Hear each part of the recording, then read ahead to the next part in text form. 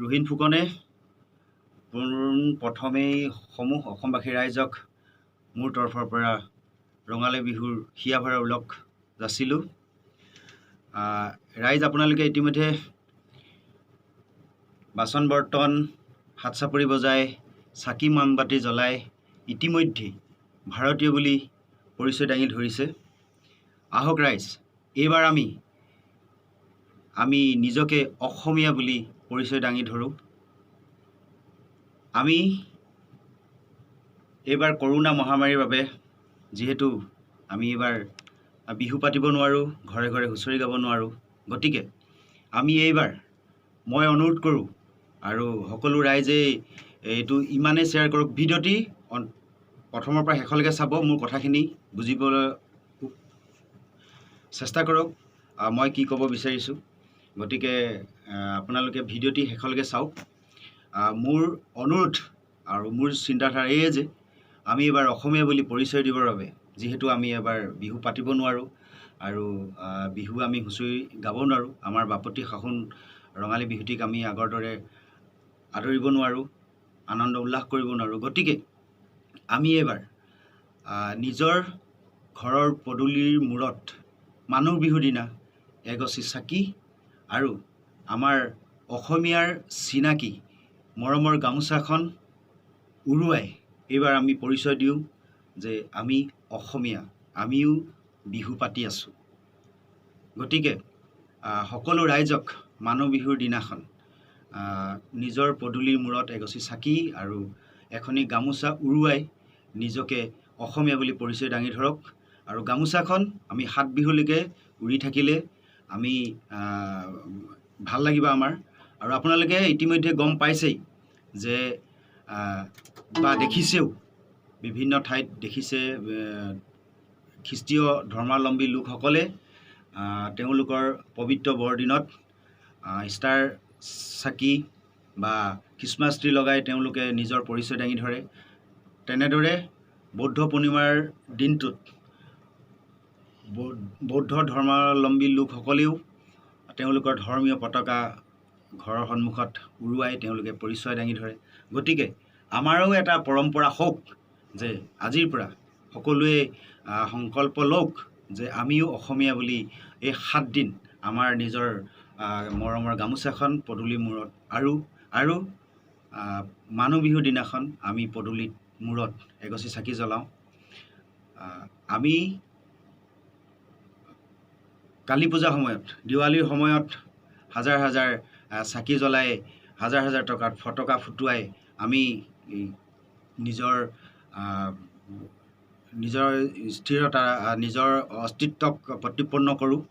আৰু গতিকে আমি অসমীয়া বুলি পৰিচয় দাঙি ধৰাত মোৰ বোধেৰে কোনেও কুণ্ঠাবোধ নকৰিব। আৰু মোৰ এই অনুৰোধ, গতিকে আপোনালোকে আশা ৰাখিছোঁ আপোনালোকে মোৰ অনুৰোধ আৰু মোৰ চিন্তাধাৰাক আপোনালোকে নিজৰববীয়াভাৱে আপোনালোকে চিন্তাধাৰা কৰি আপোনালোকে এই কামটো। গতিকে মই এই বিষয়ে আহ্বান জনাই, ৰাইজলৈ আহ্বান কৰি মই এটি গীতেৰে সকলো ৰাইজক আহ্বান কৰিব বিচাৰিছোঁ। আৰু এইটো ইমানেই শ্বেয়াৰ কৰক যাতে অসমৰ প্ৰত্যেক ঘৰ মানুহৰ মোবাইলে প্ৰতিজন মানুহৰ মোবাইললৈ এইটো যাওক, মেছেজ যাওক।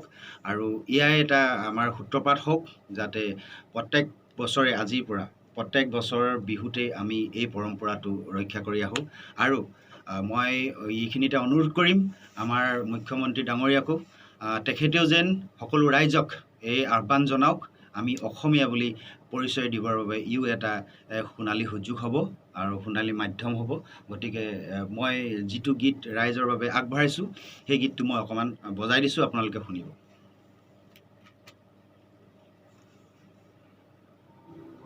আমি অসমীয়া বুলিলে নহ'ব, দিমে অসমীয়াৰ সাক্ষী, মানুহ বিহুৰ দিনা পদূলিৰ মূৰতে জ্বলামে এগছি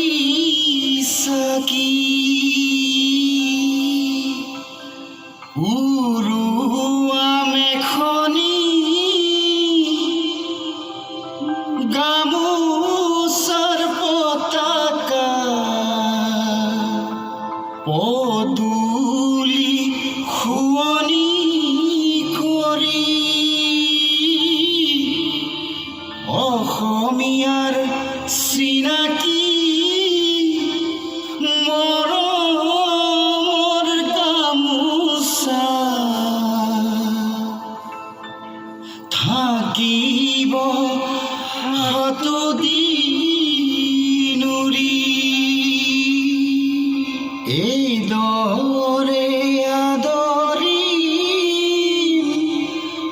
ৰঙালী বিহুটি এফাকি বিহু গীত জুৰি সবাই দেখিব বিশ্বই জানিব আমি অসমীয়া বুলি অতিকৈ চেনেহৰ মুগাৰে মহুৰা ঐ তাতোতকৈ সৰৈ মাকো তাতোতকৈ চেনেহৰ ৰঙালী বিহু ঐ নাপাতি কেনে কৈ থাকো বিহুতি ঐ আদৰৰ বিহুতি ঐ সাদৰৰ বিহুতি ঐ সাদৰৰ বিহুতি ঐ অসমৰ মান এনেকুৱা ঐ বিহুতি নাপাতিব লাগিলে নাথাকে ঐ অসমৰ নাথাকে ঐ অসমৰ মান। গতিকে ৰাইজ মই এই গীতেৰে সকলো অসমবাসী ৰাইজক অনুৰোধ কৰিব বিচাৰিছোঁ গীতটো প্ৰচাৰ কৰক আৰু এই মেছেজটো ইমানেই প্ৰচাৰ কৰক যাতে কাইলৈ পুৱালৈকে কাইলৈ সন্ধিয়াৰ আগমুহূৰ্তলৈকে সকলো ঘৰে ঘৰে সকলো মোবাইলে যাতে এইটো পায়গৈ আৰু চেনেলসমূহকো মই অনুৰোধ কৰিছোঁ এইটো যেন এটা আহ্বান জনাওক চেনেলসমূহৰ যোগেদি টিভি চেনেলৰ যোগেদি আৰু যদি কেনেবাকৈ আমাৰ প্ৰশাসনৰ বা আমাৰ মিনিষ্ট্ৰী বা আমাৰ সৰ্বানন্দ ডাঙৰীয়া ছাৰেও যদি মেছেজটো পায় গতিকে এই ক্ষেত্ৰত এটা অনুৰোধ জনাব বুলি মোৰ ফালৰ পৰা মই আশা ৰাখিলোঁ। ধন্যবাদ। জয় আই অসম। আৰু আপোনালোকে সাৱধান থাকিব। কৰোণা যদিও বিহুৰ মাজতে এইবাৰ বিহু আহিছে আমাৰ বৰ বিহুই গতিকে এই বছৰটো অন্ততঃ ঘৰতে থাকি বিহু পালন কৰক। ধন্যবাদ।